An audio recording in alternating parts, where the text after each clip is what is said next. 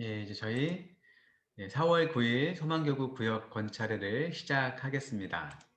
다 함께 찬송가 352장으로 우리 주님을 찬양하겠습니다.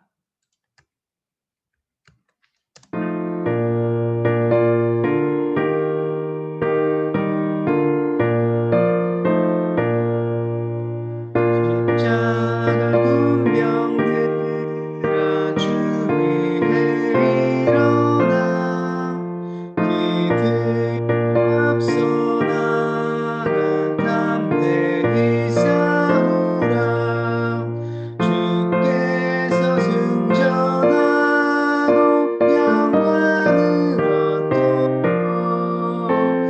그 구원을 이기게 하시네 십자가 군병들아 주 위에 일어나 그 나팔 소리 듣고 곧 나가 싸우라 수 없는 원수 앞에 주 따라갈 때 주 예수 힘을 주사 강하게 하시네 십자가 군병들아 주 위에 일어나 내 힘 부족하니 주 권능 믿으라 복음의 갑주 입고 기도하면서 너 맡은 자리에서 충성을 다하라 십자가 군병들아 주 위에 일어나 나를 접전하고 해가 부르라 승천한 군사들을 평생을 얻으며 영광의 주와 함께 왕국을 가리라 아멘. 네. 이제 우리 교회 소식 우리 이순호 권사님께서 나눠주시겠습니다. 예, 마이크 켜주시고요.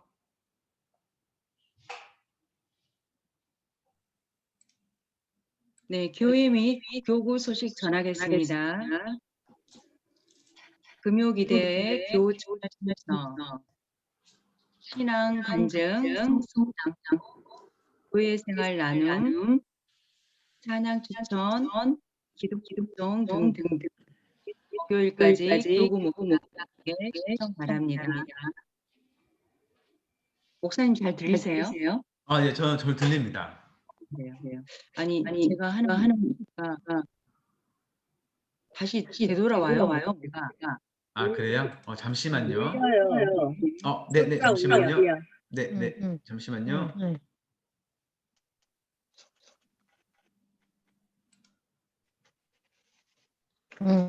그러니까 지금은 소리가 어떤가요? 갔다가 다시 지금은 괜찮죠? 제가 다시 해볼게요. 네. 금요 기도의 교우 참여 신청 네 괜찮습니다. 네. 신앙 간증, 성신앙도, 교회 생활 나눔, 찬양 추천, 기도 요청 등등 매주 목요일까지 교구 목사님께 신청 바랍니다. 오늘은 우리 이광희 권사님께서 간증해 주시겠습니다. 많은 기도 부탁드립니다. 그리고 유아 세례식은 5월 2일 주일 2부 예배 시 세례 대상은 만 24개월 미만 유아 4월 11일 이번 주 주일까지 사무실로 신청 바라시고요. 구역 내에 있는 확인 좀 부탁드립니다. 월드비전 사랑의 빵 저금통은 6월 13일 주일까지 사무실로 제출 바랍니다. 저금통은 2층과 4층에 비치되어 있습니다. 상반기 권찰 공부 모임 일정은 참고하시고요.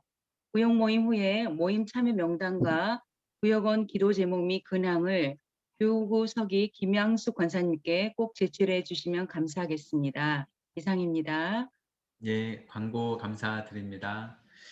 예, 아직도 이제 그 줌 모임이 익숙하지 않거나 또 어려운 분들이 계실 텐데, 여튼 도움이 필요하면 저에게 말씀해 주시면 제가 줌 모임도 열고 또 고용 모임 진행도 함께 하겠습니다. 예, 그리고 혹시 그 모임을 하지 못하시더라도 꼭 구역 보고서를 작성하셔서 우리 교구 서기이신 김양숙 권사님께 다음 주일까지 꼭 제출해 주시기를 부탁드립니다. 혹시 교회 소식 관련해서 혹시 궁금하신 점 없으세요? 네, 그럼 저희 공부하도록 하겠습니다.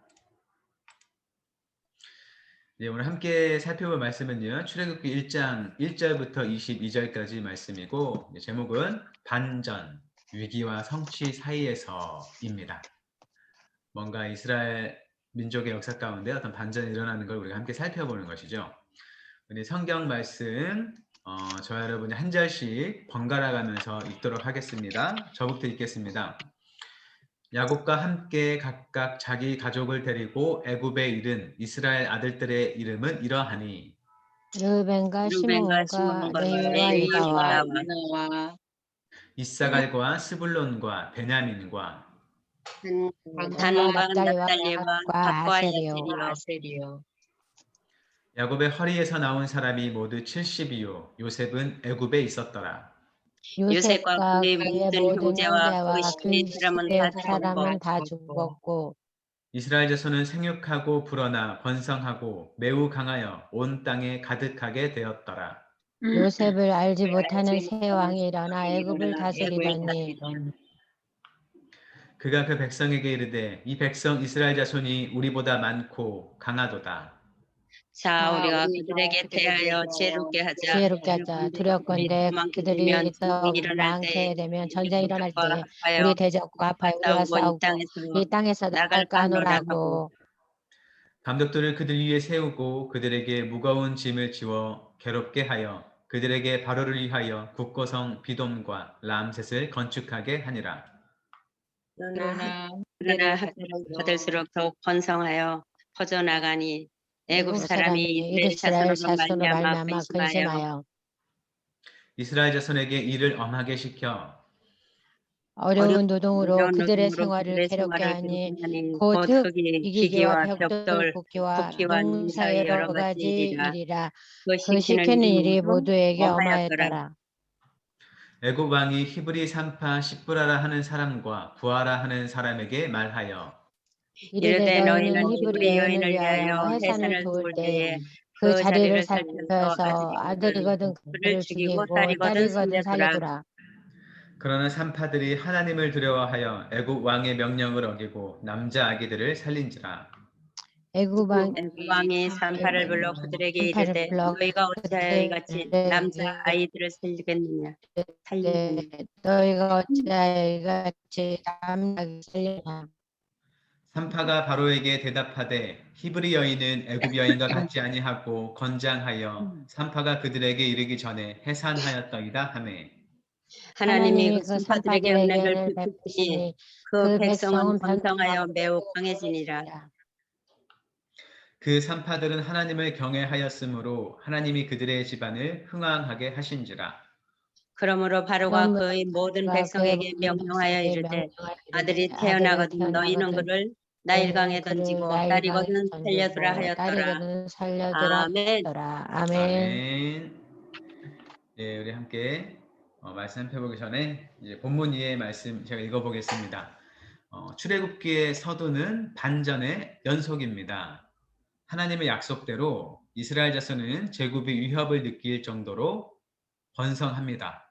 예, 번성했다는 게 굉장히 좋은 건데요. 그런데 지금까지 호의적이던 땅은 돌연 압제의 땅이 되고 제국은 노동 착취와 유한 살해를 통해 이스라엘 자손을 학대하기 시작합니다. 예, 번성하는 좋은 일이 있었지만 다시 학대받는 일이 반전이 일어난 거죠. 그런데 다시 바로의 이스라엘 말살 계획은 그가 믿었던 산파들의 불순종으로 실패하고 맙니다라고 하죠. 이렇게 반전이 계속해서 일어나는 일, 하나님의 일과 또 하나님의 일을 대적하는 어떤 세력과의 이렇게 엎치락뒤치락 하는 그 모습이 결국은 이 출애굽의 때가 이르렀다는 전조로 우리에게 느끼게 해줍니다. 예, 말씀 한번 살펴보겠습니다. 애굽 왕 바로가 강성해진 이스라엘 자손을 학대하기 시작하는데요. 5절에 보면 애굽으로 내려간 야곱의 자손이 요셉까지 모두 몇 명이라고 말하나요? 70명이요?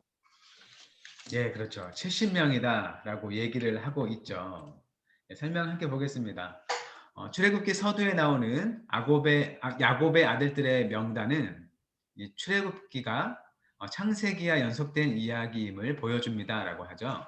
우리가 함께 읽었던 출애굽기 1장 1절부터 5절에도 그 명단이 몇 가지 명단이 나오지만 몇 명의 창세기 46장을 보면 너희들의 함께 갔던 명단이 쭉 나옵니다.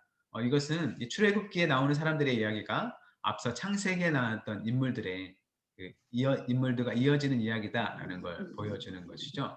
그래서 이 명단을 시작으로 이제 거대한 출애굽의 서사가 시작되는 겁니다. 기근을 피해서 야곱과 함께 애굽으로 이주한 사람들이 모두 70명인데 이때는 그 가나안 땅에서 애굽으로 이주했던 사람들뿐만 아니라 이미 먼저 와 있는 요셉과 그 아들들의 숫자도 포함돼서 70명이라 부르는 겁니다.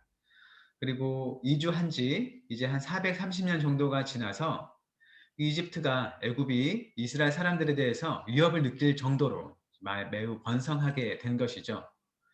보통 사람들이 다른 나라로 이주해서 살게 되면 시간이 점점 지나면서 400년이면 굉장히 긴 시간인데 그렇게 시간이 지나면 그 나라 사람과 같아지거나 흡수되는 결국은 그 이주했던 사람들의 어떤 민족성이 그 구분되는 점이 사라지기 마련인데 이스라엘 사람들은 자기들의 어떤 민족의 특성을 그대로 유지하면서 번성을 하게 된 거죠. 우리가 이제 7절 말씀을 한번 보시면 7절 말씀을 보시면요. 끝 마지막에 매우 강하여 온 땅에 가득 요셉과 그의 모든 형제와 그 시대의 사람은 다 죽었고라고 돼 있죠. 죽었고.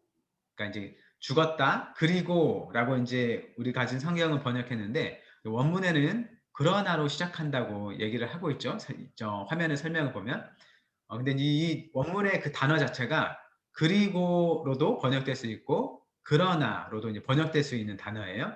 근데 이제 우리가 가진 성경은 다 죽었다. 그리고 이스라엘 자손은 생육하고 불어났다라고 표현하는데 사실 이 어떤 반전이라는 성격, 죽었지만 그 시대의 사람은 죽었지만 이스라엘 민족은 사실 번성했다라는 식으로 우리가 이 이야기 흐름을 보려면 그러나로 보는 게 조금 더 낫겠죠. 그렇죠? 어떤 반전이 일어나는 모습이죠. 먼저 시대 사람 죽었지만 그럼에도 불어났다라는 거죠. 이제 이러한 번성은 우연이 아니라고 보는 것이죠. 하나님께서 아브라함에게 주셨던 그 자손의 약속, 창세기 12장과 26장에서 또 이삭에게 주신 그 약속들이 결국은 성취됐다라는 걸 보여주고, 이 자손을 많이 주겠다는, 자손들이 번성하겠다는 그 약속을 주셨으면 또 함께 주셨던 그 땅의 약속도 성취될 것이다라는 걸 내다보게 한다는 것이죠. 창세기 50장 24절 말씀인데요. 제가 읽어보겠습니다. 요셉이 그의 형제들에게 이르되 나는 죽을 것이나 하나님이 당신들을 돌보시고 당신들을 이 땅에서 인도하여 내사 아브라함과 이삭과 야곱에게 맹세하신 땅에 이르게 하시리라 하고, 요셉이 죽기 전에 그 형제들에게 남겼던 유언입니다. 비록 자기는 죽을 거지만 하나님께서 자기 형제들을 또 그 친족들을 돌보시고 이 애굽 땅에서 인도해서 아브라함과 이삭과 야곱에게 주겠다고 맹세하신 그 땅에 이끌어 가실 겁니다. 라고 하나님의 약속을 되새기는 그런 말이죠. 하나님께서 이제 아브라함에게 자손과 땅을 약속하셨지만 이제 땅을 이미 줘봤자 자손이 없으면 거기에 살 사람이 없으면 아무 의미가 없죠. 근데 현재 지금 이제 자손의 번성이 그 성취가 일어난 거예요. 그렇다면 그 다음의 약속인 땅을 주겠다는 약속이 이루어지겠구나라는 걸 기대하게 합니다. 네, 두 번째 질문 함께 보겠습니다. 호위의 땅이 압제의 땅으로 바뀐 결정적인 계기는 무엇이었습니까? 라고 하죠. 8절에 나와 있는데요. 무슨 이유로 그렇게 바뀌었나요? 요셉의 공적을 모르는 왕이 새로 애굽의 왕으로 등극을 했기 때문이요. 네, 그렇죠. 요셉을 알지 못하는 새로운 왕이 이렇게 나타나면서 이제 위기가 시작됐어요. 그 전까지는 애굽 사람들의 좋은 대우를 받고 살다가 요셉을 알지 못하는 실제로 뭐 누군지 전혀 알지 못했다. 그의 공적을 완전히 전혀 몰랐다. 그 기록을 몰랐다는 아닐 수도 있겠죠. 어쨌든 그 요셉의 어떤 그런 공로를 인정하지 않는 그런 새로운 왕이 출현하면서 이제 호위의 땅이 압제의 땅으로 변했다라는 걸 우리가 알 수 있습니다. 예, 이스라엘의 번성이 애굽에게 위협이었습니다. 왜 그러냐면 이 이스라엘 민족의 인구 수가 더 많아졌진 않을 거예요. 예, 더 많아졌기 때문이 아니라 참 이렇게 좀 늘어나는 속도가 굉장히 빨랐기 때문이고 결국은 이 애굽도 제국이기 때문에 자기들의 반대하는 세력이 있잖아요. 그런 반대하는 세력과 힘을 합쳐서 언제 이 제국의 등을 돌리고 우리를 공격할지 모른다라는 그런 두려움 때문이었죠. 네. 그래서 요셉의 이전 공적을 모르는 왕이 새로 애굽의 왕으로 등극함으로써 이제껏 함께 살아왔던 이스라엘을 적으로 간주하고 공전을 거부하게 됩니다. 그러면 이 왕이 누구였느냐라는 것에 대해서 이제 의견이 다르다고 하는데요. 보통 일반적으로는 요셉이 총리로 올라갔던 그때에는 이 히브리 사람들에게 호의적이었던 셈족 계열의 힉소스 왕조라고 합니다. 이 셈족 계열이라는 건 이 아브라함의 그 민족 계열이 이제 셈족이거든요. 그러니까 이제 겉으로 보기에도 뭐 비슷했을 수도 있고 뭔가 자기들과 어떤 동질성이 있기 때문에 요셉을 자기의 총리로 삼고 함께 그 민족을 다스리는 데에 어떤 뭐 위화감, 어떤 어색함, 거부감이 아마 없었을 거예요. 예. 원래 있던 애굽 민족을 이제 몰아내고 이방인 힉소스 민족이 이제 들어와서 다스렸던 거죠. 근데 제18왕조 혹은 19왕조가 된 이 파라오가 된 투트모세 1세는 그와 다르게 이제 원래 이제 애굽의 민족이었다고 해요.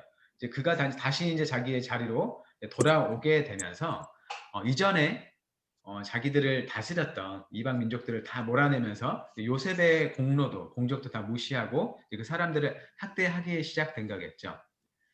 그리고 이제 부가적인 설명으로 모세의 활동과 출애굽이 이제 이 람세스 2세 때 일어난 것으로 추정한다라고 봅니다.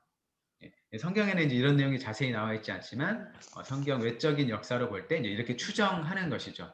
이것도 이제 의견이 다를 수는 있겠지만 그렇게 보는 겁니다. 그래서 결국 요셉을 알지 못하는 왕이 일어난 것이 결국 자유롭게 살던 이스라엘에게 어떤 압제를 가져왔지만 결국은 그 압제를 통해서 이 애굽 땅에 살던 하나님의 약속하신 땅이 아니라 다른 나라 땅에 살던 이스라엘을 하나님께서 돌봐주시는 또 그런 이야기로 이제 흘러가게 됩니다. 결국 하나님께서 거기서 건져주심으로써 약속하신 땅으로 인도하는 그런 이야기가 있겠죠. 만약에 이 애굽 사람들이 이스라엘 사람들이 애굽에서 정말 그냥 잘 살았다면 과연 그것을 떠나서 가나안으로 가고 싶어 했을까라는 생각도 우리가 해볼 수 있겠죠. 3번 질문입니다. 위협을 느낀 애굽 왕은 이스라엘 자손의 번성을 막기 위해 어떤 계략을 사용합니까? 11장에서는 무엇이라 말하나요? 국고성을 건축하게 만들었어. 성을 건축하게. 네, 그렇죠. 성을 국고성. 건축하게 만들었어요. 이집트 사람들을 그 사람들 위에 감독자를 세워서 무거운 짐을 지워 괴롭게 하여라고 합니다. 그렇죠? 강제 노동. 그냥 뭐 그 사람들에게 뭐 우리의 국고성을 좀 지어달라 뭐 그런 식으로 뭐 부탁을 하거나 요청을 하고 함께 건축하는 그런 모습이 아니라 굉장히 학대하는 모습으로 괴롭게 하려는 목적으로 건축 사업을 일으킨 거예요. 그렇게 학대함으로써 이 번성을 막으려고 했던 것이죠.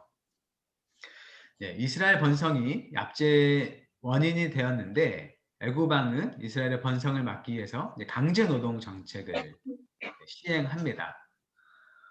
그래서 그동안 고센 땅에 살면서 풍요를 누렸던 이스라엘 민족은 이제 대규모 토목 공사에 동원돼서 혹사당하는 노예 민족으로 전락하게 된 것이죠. 이것은 단순히 번성하는 인구를 억제하는 그런 효과를 위해서뿐만 아니라 곡식 저장 창고인 비돔성 또 국고성을 건축을 비용을 들이지 않고 완성하는 그런 효과를 노린 정책이었다라고 하죠. 그런데 이런 애굽이 이스라엘 민족을 억압하고 학대했던 건 단순히 우연으로 일어난 게 아니다라고 생각할 수 있는 것이죠. 하나님께서 이미 예고를 하셨던 거죠. 그것도 창세기 15장 13절과 14절에서 아브라함에게 어떤 땅과 또 자손의 약속을 주실 때 이미 이러한 일이 있어서 이방 땅에서 고생을 하고 다시 돌아오게 될 것이다 라고 얘기를 하는데요. 창세기 15장 13절 14절 말씀을 우리 함께 읽어보겠습니다. 시작. 여호와께서 아브라함에게 이르시되 너는 반드시 알라 내 자손이 이방에서 객이 되어 그들을 섬기겠고 그들은 400년 동안 내 자손을 괴롭히리니 그들이 섬기는 나라를 내가 징벌할지며 그 후에 내 자손이 큰 재물을 들고 나올지라. 네, 하나님께서 이미 예고를 하신 거죠. 너의 자손들이 이방에서 객이 되어 나그네가 되어 그들을 섬기고 또 너희 전번엔 잘하더니 괴롭힘을 당하고 하지만 하나님께서 그 나라를 너희를 괴롭게 하는 그 나라를 징벌하고 그 후에 너희가 큰 재물을 이끌고 나오리라 라고 말씀하셨는데요. 실제로 이제 출애굽 그 이야기를 보면 이렇게 재물을 또 갖고 나오게 되는 걸 볼 수 있죠. 그래서 이렇게 이스라엘이 애굽 사람들의 학대를 받는 일은 이 땅의 약속을 이루실 때가 찬 하나님의 경륜, 그 계획의 일부였고 출애굽 역사를 위해서 거쳐야 할 관문이었구나라고 우리가 다시 돌아볼 수 있겠습니다. 네, 우리 나눔 질문 함께 보겠습니다. 이스라엘 자손의 번성은 아브라함에게 주신 그 약속의 성취인 동시에 땅의 약속이 성취될 것을 내다보게 하죠. 그렇다면 우리는 어떻게 하면 어려운 현실 속에서도 끝까지 신실하게 약속을 붙잡고 살아갈 수 있을까요? 어떤 점들을 기억할 때 우리가 비록 나의 현실이 어렵지만 계속해서 하나님을 붙잡고 믿고 살아갈 수 있을까요? 우리가 한번 서로 얘기를 나눠봤으면 좋겠습니다. 네. 공연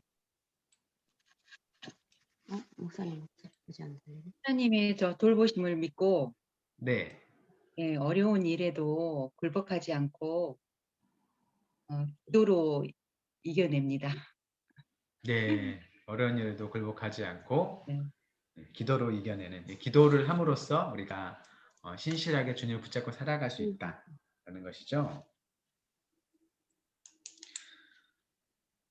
또 어떻게 또 해야 할까요? 어떤 방법이 있을까요?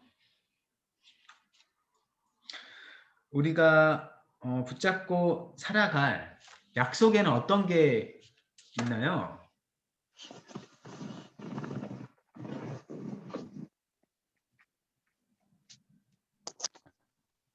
최종의 약속은 목사님, 우리가 죽으면 영생을 얻는 거, 그거 그쵸, 붙잡고 영생. 가는 거. 네. 네, 그렇죠. 영생의 약속이 사실 우리 믿는 사람 누구에게나 주어진 약속이죠. 네. 네. 아마 이제 개별적으로는 하나님과 함께하는 그 삶 속에 내가 너에게 뭐 이런 걸 이뤄주겠다라는 그런 약속이 있을 수 있겠죠. 물론 그게 분명히 무엇인지는 알지 못하지만 그런 약속들 속에서도 우리가 하나님의 말씀을 통해서 격려하는 말씀으로 힘을 받고 그 약속을 붙들 수도 있고 아니면 기도로서 또 붙들 수도 있고 사실 방법은 또 여러 가지가 있을 것 같아요. 어떻게 해야 되는지. 어쨌거나 필요한 것은 내 약속이 이루어질 것을 바라는 것도 기다리지만 무엇보다 하나님의 어떤 그 성품, 끝까지 이루시는 그 신실하심, 하나님의 능력을 끝까지 잘 붙드는 게 필요할 것 같습니다. 우리가 성경 이야기를 보면 사실 지나간 과거를 돌아보는 거기 때문에 이런 일이 있었으니까 뒤에는 또 이런 일이 있겠지 내다볼 수 있겠지만 각자의 삶을 볼 때는 그게 참 어려운 것 같아요. 그럴 때는 우리가 성경 이야기를 통해서 하나님이 이미 약속하시고 그 일을 어떻게 또 이뤄 가셨는지를 볼 때 성경 인물들은 이렇게 어려웠지만 하나님께서 결국에는 그 일들을 그 약속을 이뤄주셨구나라는 걸 볼 때 우리에게도 동일하게 행하실 그 하나님을 믿고 의지할 수 있는 것 같습니다. 예, 나눔 두 번째 문제 보겠습니다. 질문. 잔인한 애굽의 횡포는 이스라엘 자손이 거할 곳이 어디인지 의지할 분이 누구인지 깨닫게 할 것입니다. 네, 그렇죠. 지금까지 이스라엘에서 편안하게 살았다면 이스라엘이 지금까지 어쩌면 애굽의 어떤 그런 힘을 의지했을 수 있겠지만 그 애굽이 자신들에게 돌아서서 학대를 하는 모습을 보고 이제 우리가 애굽을 의지하지 않고 다른 더 믿을 만한 것을 의지해야겠다라고 생각하게 될 거예요. 그리고 그들은 사실 그들의 조상 아브라함과 약속을 맺은 언약을 맺은 또 하나님이 계시죠. 그분을 떠올리게 했을 겁니다.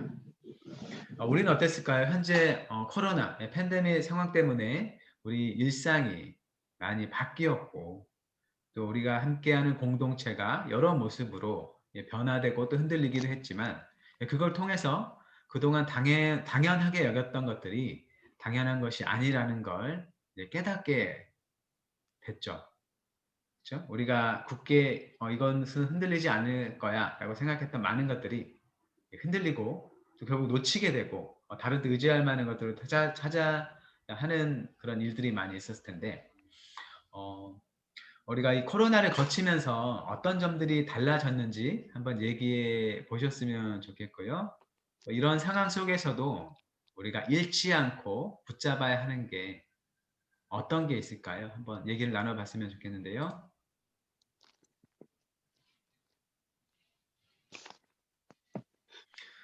일단은 목사님 모임하는 게 힘들어졌잖아요. 살아 보이는 거. 그렇죠. 가장 큰 게. 네네. 예, 예. 맞아요. 뭐 모임하는 게 힘들어요. 교회 모임도 힘들고, 예, 예. 모임이 또 힘들어졌죠. 뭐 있나? 예.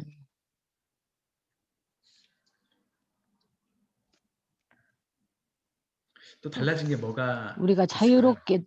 자유롭게 누렸던 것들이 네. 갑자기 너무 스톱됐어요, 목사님. 네, 그죠? 그렇죠. 뭐 이전에는 여행도 못 가게, 예, 예, 여행도 못 그런 것들. 가고 네. 여행도 상당히 큰 변화네요. 여행도. 사실 해외여행은 꿈도 못 꾸지만 또 뭐 어디 가까운 곳이라도 멀지 않은 곳이라도 함께 가는 게 거의 뭐 불가능한 사실 생각도 하지 맞아요, 않는 목사님. 그런 계획조차 게 하지 예, 않는 불가능. 그런 상황이 음, 됐어요. 음, 네. 음. 또 교회 관련해서는 또 어떤 게 있을까요? 일단 또 구역 예배 못 보잖아요, 목사님. 그렇죠. 구역 모여서 예배를 구역 네, 공부도 못 완전 하고. 뭐 5명 이상이 모이는 그런 모임이 매우 힘겨워졌고 여러 회의도 하지 못하고 있고 네. 그런 상황입니다.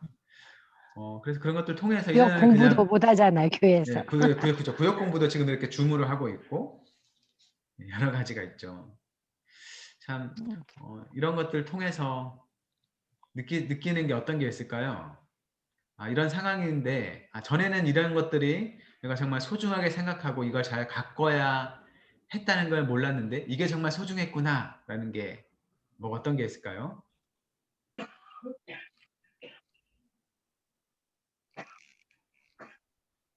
그러니까 팬데믹 그 코로나 전염병으로 네, 지금 현재 두려움과 염려 속에서 생활하고 있잖아요. 네, 네, 이제 저희가 이제 과거를 생각해 보면 과거에 이제 편하게 예배드리고 또 모임도 갖고 식사도 하고 또 이제 여러 곳에 여행도 하고 그런 것들이 그때 네, 당시에는 당연한 걸로 생각을 했는데 네, 지금 와서 생각해 보니까 그 부분이 감사하고 네, 겸손해진 것 같아요.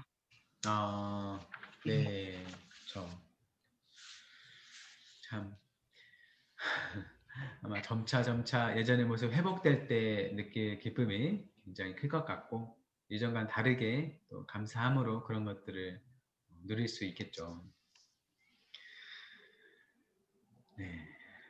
아마 지금 코로나 시기를 거치면서 아마 인간관계 부분도 많이 이렇게 변화가 왔을 것 같아요. 전에는 또 편하게 보고 또 만났던 사람들도 보지 못함으로써 사실 얼굴을 잘 보지 못하니까 오히려 더 자주 연락하는 분들도 계실 수도 있는데 또 얼굴을 또 안 보니까 또 전화 연락하는 것도 좀 어색해진 그런 관계도 있을 것 같아요.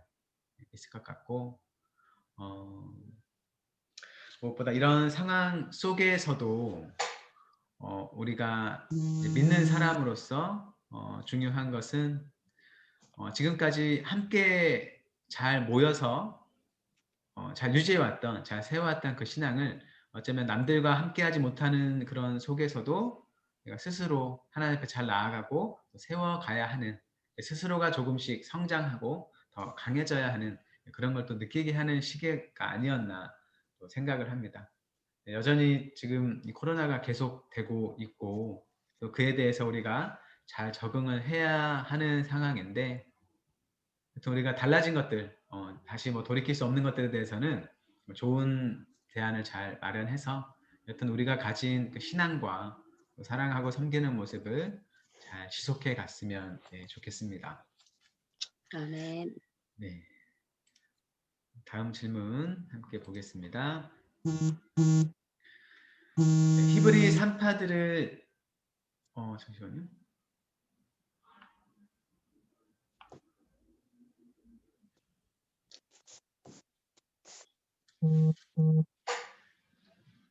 네, 두 번째인데요. 이제 바로가 히브리 산파들을 이용해서 이제 유아 살해를 계획하는데 그것도 실패하는 내용이 이제 15절부터 22절까지 나옵니다. 1번 문제인데요. 학대를 받을수록 이스라엘 자손이 번성하자 애굽 왕이 꺼낸 수단은 무엇인가요? 16절에 보면 어떤 일을 이제 시작하려 하죠? 아들은 죽이고 딸은 살려준다. 네. 네, 그렇죠. 히브리 여인들이 출산을 할 때 태어나는 아기가 남자이면 죽이라고 명령을 합니다. 네, 바로가 앞서 10절에서 11절에서 이제 되게 강도 높은 노동 정책을 통해서 이스라엘 번성을 막아보려고 했는데 그것에 대해서 실패를 하죠. 그러자 이제 바로는 조금 더 확실한 방법으로 히브리 사람 산파를 이용해서 이스라엘 민족을 말살해 보려는 유아 살해 계획을 세우는데요. 이 바로는 히브리 산파 십브라와 부하를 불러서 히브리 산모들의 분만을 도울 때 여아면 살려두고 남아는 다 죽이라고 명령을 합니다. 여기 부가 설명이 있는데요. 우리가 가진 성경에는 십브라와 부하라는 산파만 나오지만 아마 이스라엘 민족이 굉장히 많았다는 걸 생각해 보면 두 명이서 모든 어떤 출산할 때 가서 일을 했던 건 아니겠죠. 아마 뭐 이 두 산파는 아마 모든 산파들의 대표이자 관리자였을 거라 추정하는 그런 설명을 해주고 있습니다.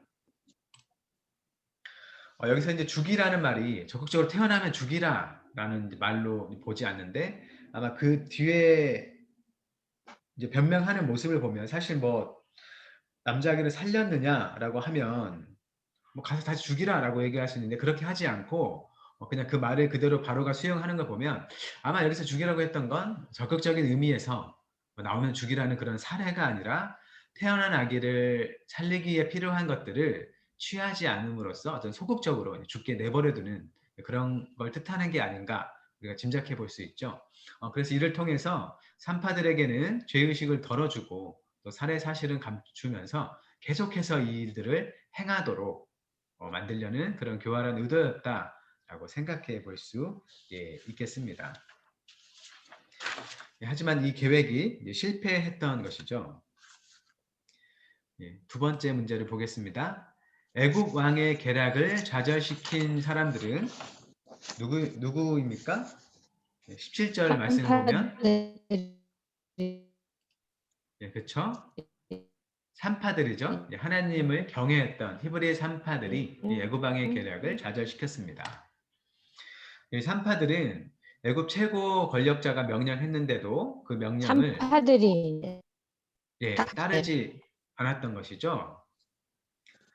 만약 아이를 그렇게 사에게 내버려 두면 자기가 죽을 수도 있는 상황, 오히려 아이를 죽이면 자기가 살 수 있는 상황에서도 산파들은 남자 아이들을 살리는 편을 선택했습니다. 네.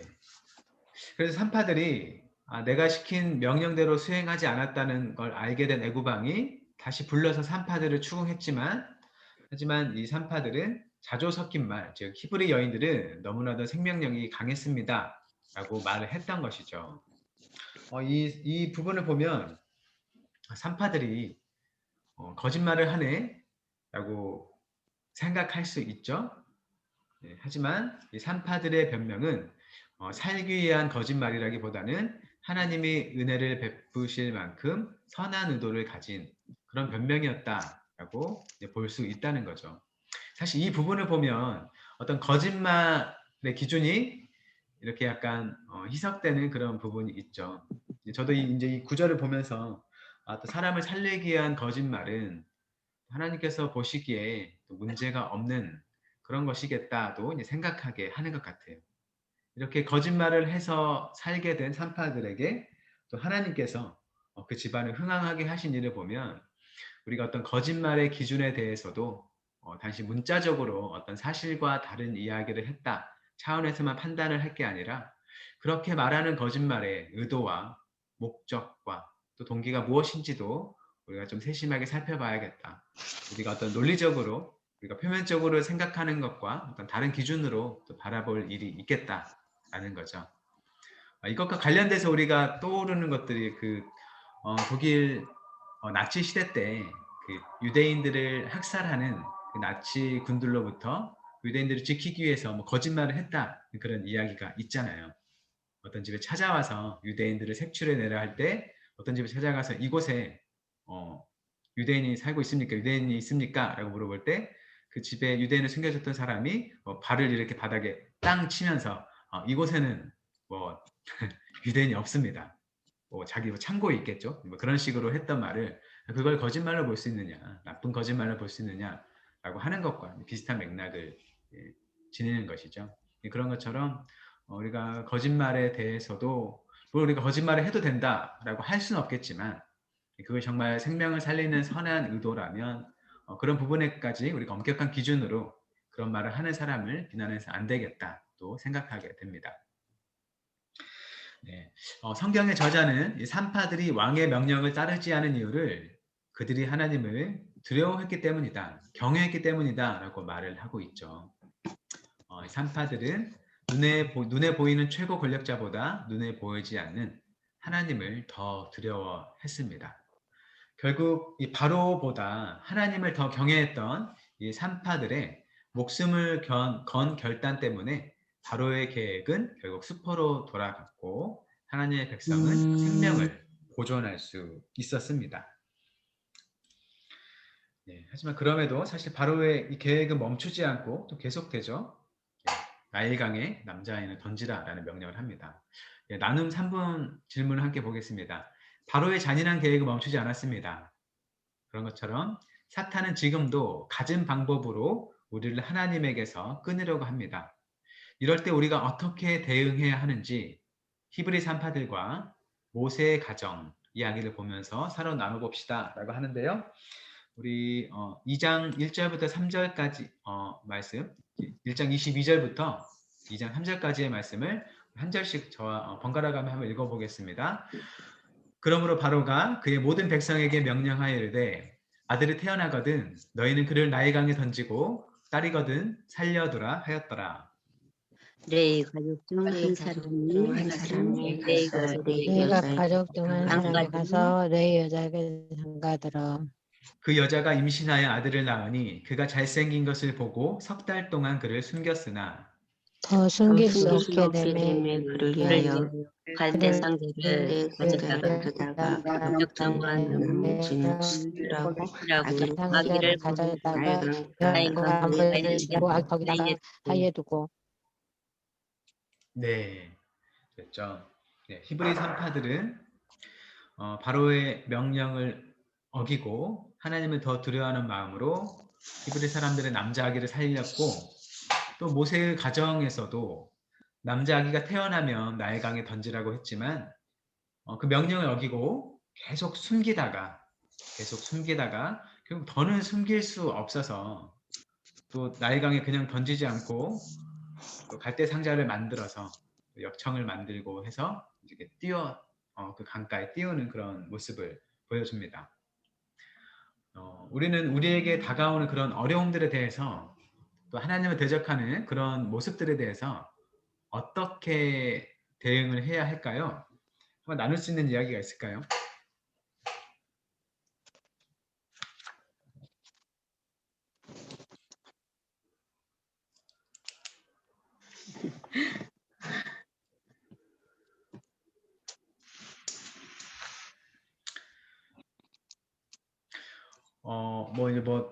제 입장은 아니지만 일단 이 코로나 상황에 대한 시각도 굉장히 다르잖아요. 그렇죠? 지금 우리가 현재 예배를 저희가 가진 좌석수의 20%만 허용돼서 진행을 합니다. 이런 점들에 대해서도 또 어떤 시각에서는 어떤 기독교를 탄압하는 그런 정책이다. 기독교를 말살하려는 그런 정책이다. 라고 보는 그런 분들은 이제 뭐 히브리 산파들, 모세의 가정이 그 나라의 어떤 권력자의 정책에 반하면서 자기들이 믿는 대로 이제 행하려는 모습을 보인 것처럼 이제 그냥 뭐 평소와 같은 그 예배를 강행하는 이제 모습을 보여주죠. 그렇죠? 이제 그런 모습도 있을 수 있겠고요. 하지만 또 많은 사람들은 또 이제 국민의 생명과 건강을 위해서 이제 그런 국가의 방역 정책에 함께 협조하는 모습도 보이고요.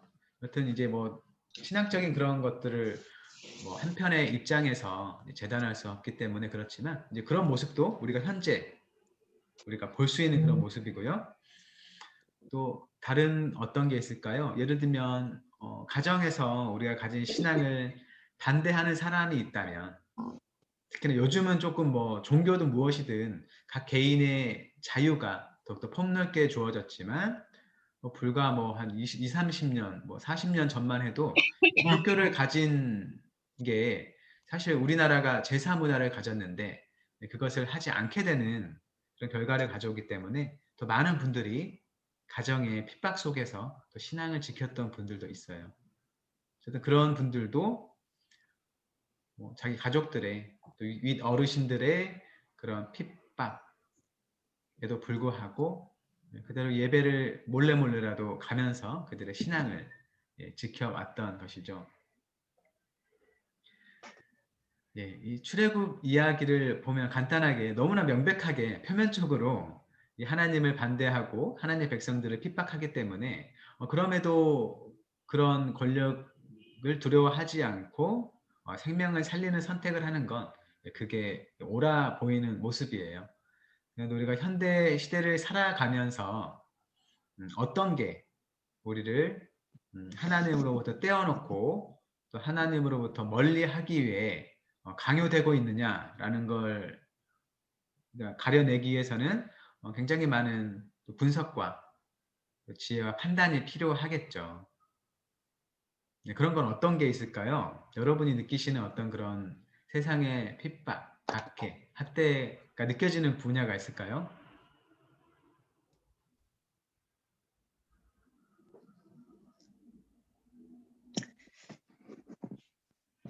일단은 그 음소거를 해주시고. 네. 네, 우리가 지금 현재 20%의 좌석을 가지고 예배를 드리지만 네네. 그 사회에서 우리를 보는 그 눈은 20%, 30%를 떠나서 네.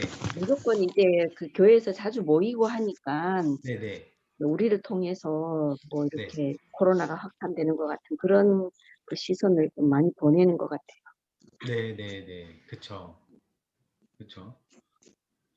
참 어렵죠. 네. 네.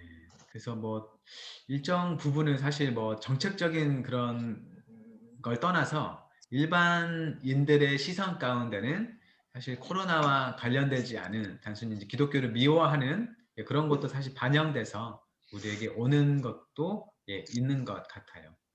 네.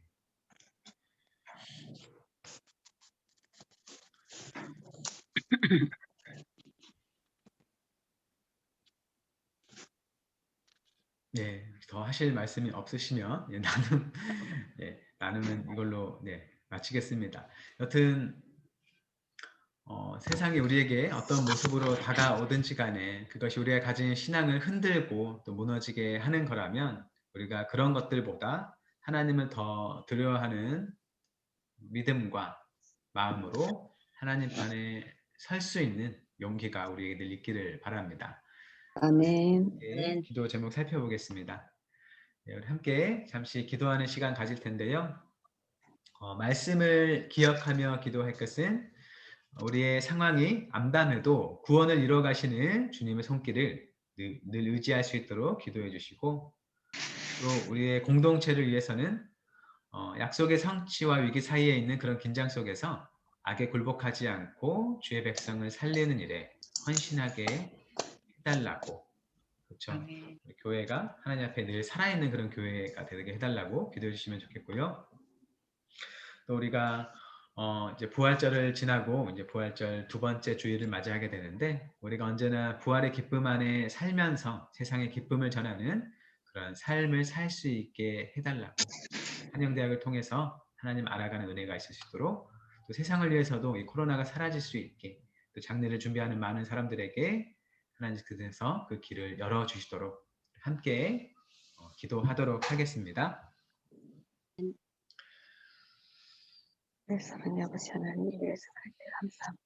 하나님, 우리 함께 하시며 아버지 하나님 간절한 기도는 우리의 어떤 어려운 현실 속에서도 주님께서 우리와 함께하며 없고 힘들어도 우리의 모든 삶을 선하게 이끄실 것을 믿습니다.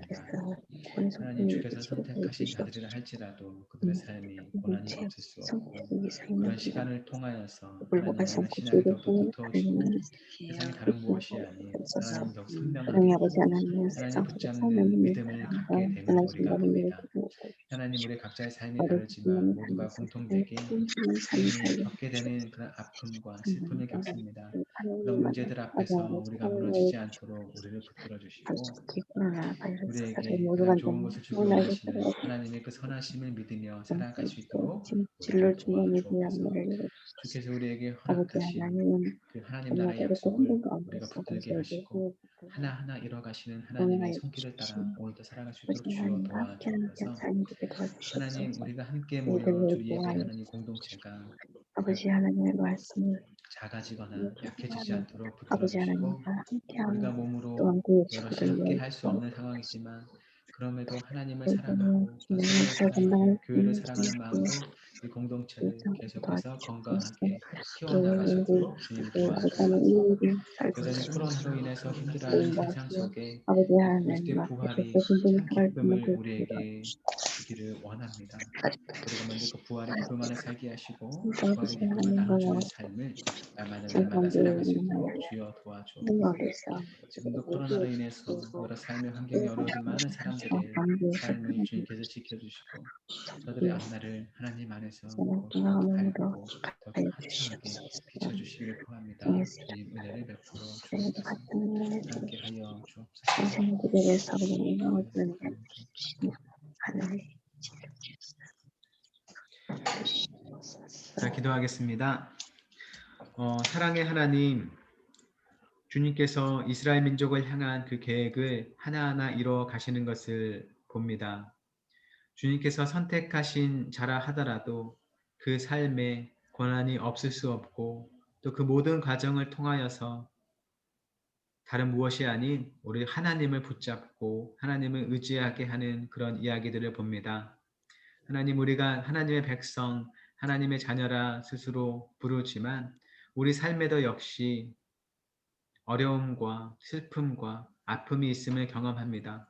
그런 여러 문제들 앞에서 좌절하거나 낙심하지 않게 하시고 그 모든 삶도 역시 우리를 향하신 하나님의 그 선하신 계획 안에 있다는 것을 기억하며 하나님을 의지하며 그 어려운 시기를 잘 이겨낼 수 있도록 주여 도와주옵소서. 아멘. 그 시간들을 주님을 의지하여 지날 때에 우리가 주님 안에서 더욱더 건강하게 자라며 그전에는 알지 못했던 하나님의 큰 능력의 손길과 그 은혜를 경험하게 될 것을 믿습니다.